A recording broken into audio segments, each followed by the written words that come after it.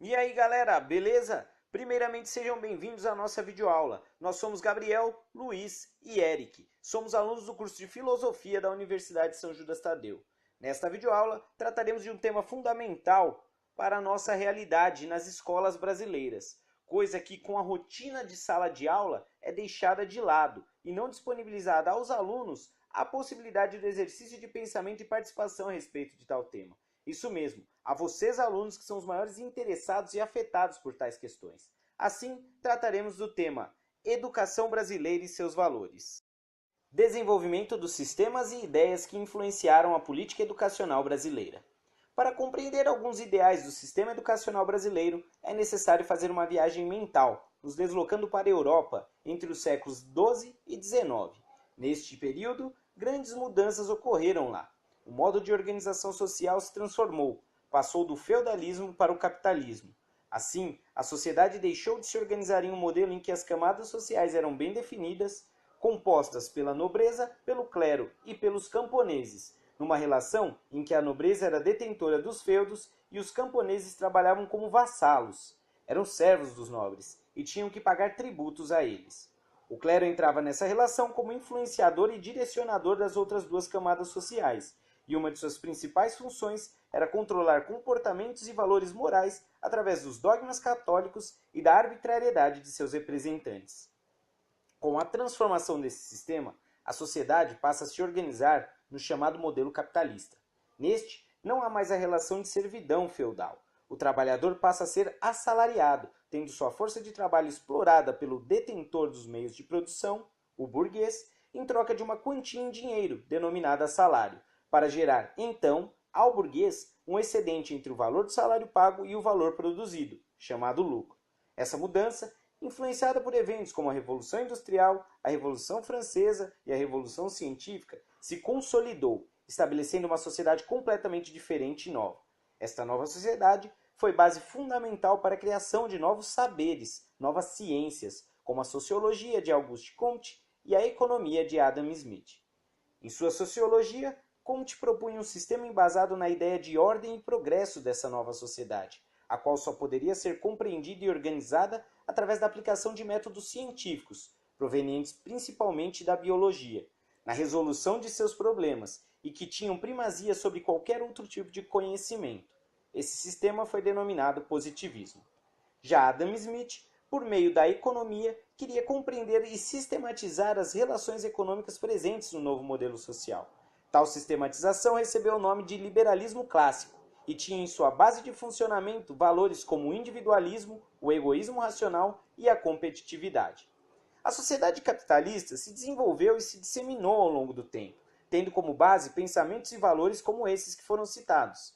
Transformados e desenvolvidos de acordo com as demandas socioeconômicas de cada época, é verdade, mas não abandonando até hoje aspectos como a primazia da ciência sobre outros conhecimentos, o individualismo, a competitividade, entre outros. Valores esses que estão presentes na sociedade brasileira e também no modelo de organização educacional do nosso país. Olá pessoal, tudo bem? Meu nome é Eric e hoje nós vamos ver um pouco sobre a perspectiva da educação brasileira no século XIX e século XX. No Brasil do século XIX, os pensadores vão procurar construir uma ponte de transição com uma forte influência positivista, principalmente com um grupo militar, de Marechal Deodoro e Floriano Peixoto, um grupo que idealizava uma sociedade nos moldes de uma república com ampla participação popular, o que na verdade não viria a se realizar.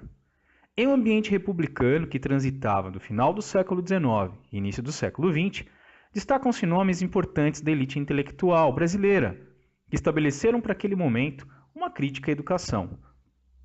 Vale lembrar que a concepção positivista, ou método, se tornou para os intelectuais brasileiros e também para os militares algo bastante significativo. E a República Brasileira foi, de certa forma, uma idealização das elites intelectuais e militares com uma forte orientação positivista. Bem, o que é o positivismo? O positivismo, como já comentado antes, propunha uma análise das mudanças sociais dentro de uma sociedade capitalista. A ideia de progresso estava ligada à proposta do sociólogo Augusto Comte, é entender as dinâmicas sociais através da comparação e experimentação. A necessidade de buscar o avanço ou desenvolvimento social, a qual essa deveria ser a principal preocupação da sociedade. Uma ordem que visava a coesão social. Isso agradava e muito a intelectualidade brasileira do século XIX e início do século XX. Algumas décadas depois, o Brasil passaria por mudanças políticas significativas. Por exemplo, com Getúlio Vargas, a partir de 1930, inaugurando a nova República.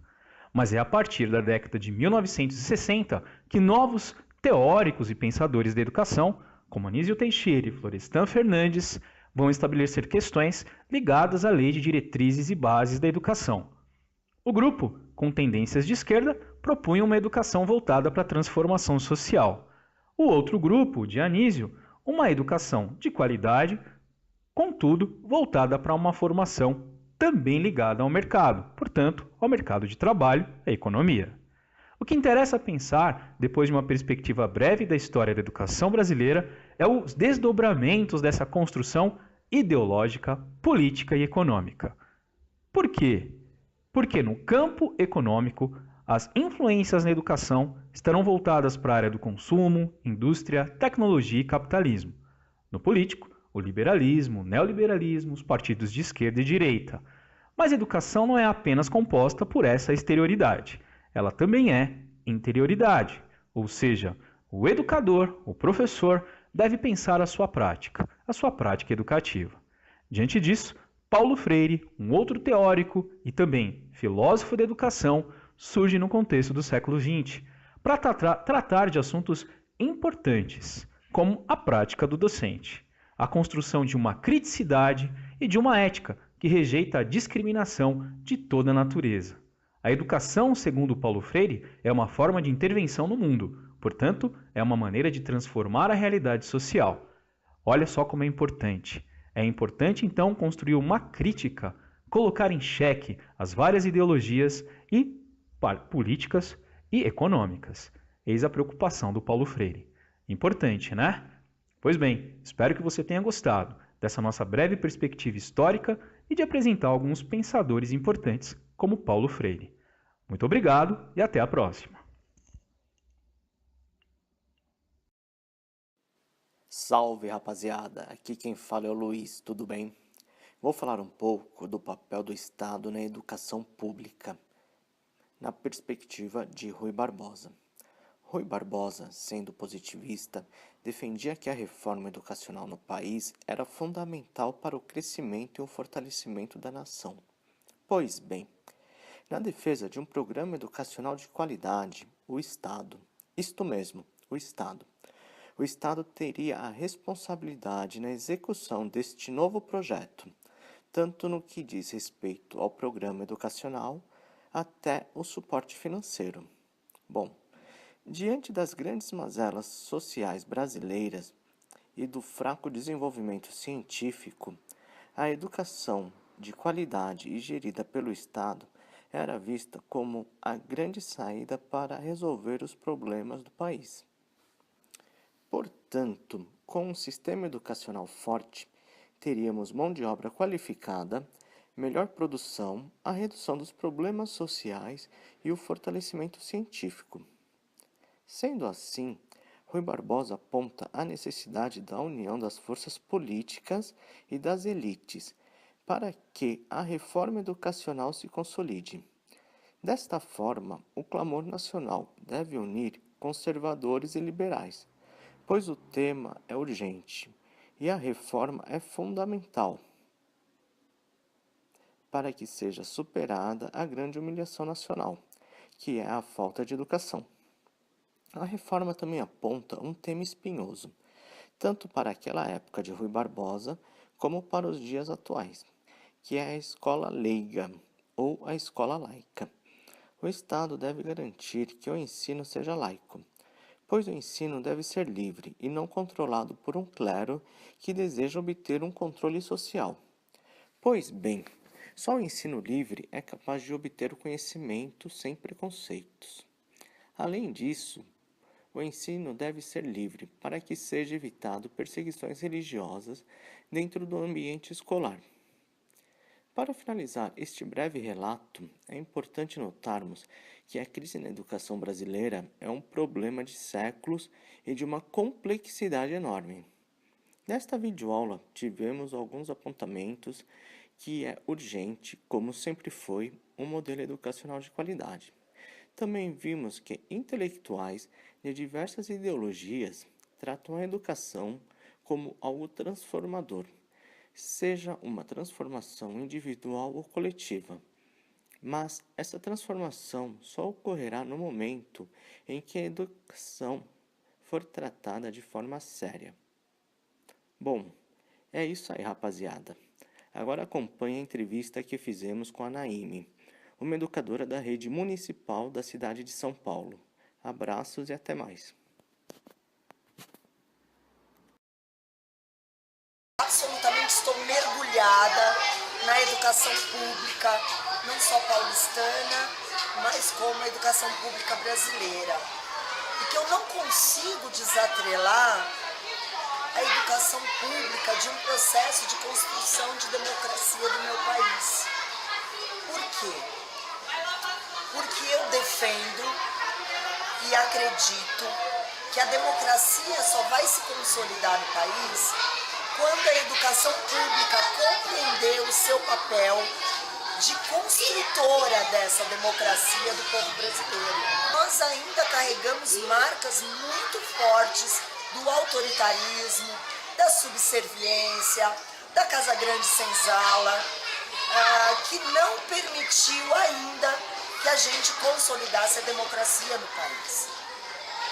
Se a educação pública tivesse de fato assumido nas suas mãos a construção democrática do nosso país, talvez nós não estivéssemos nesse lugar que nós nos encontramos hoje. Eu digo talvez, porque eu também tenho a hipótese.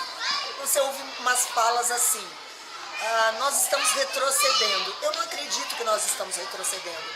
Eu acredito que nós não nos curamos da Segunda Guerra Mundial. Né? Nós não temos ainda... Aliás, aqui no Brasil, no mundo nós não nos curamos da Segunda Guerra. E no Brasil, nós não nos curamos da escravidão, da qual a maior parte do nosso povo brasileiro tem a sua ancestralidade. Né? E nós temos essa ferida exposta, essa ferida aberta. Né? É uma ferida que não foi curada. É uma ferida que nós não queremos nem conversar sobre isso.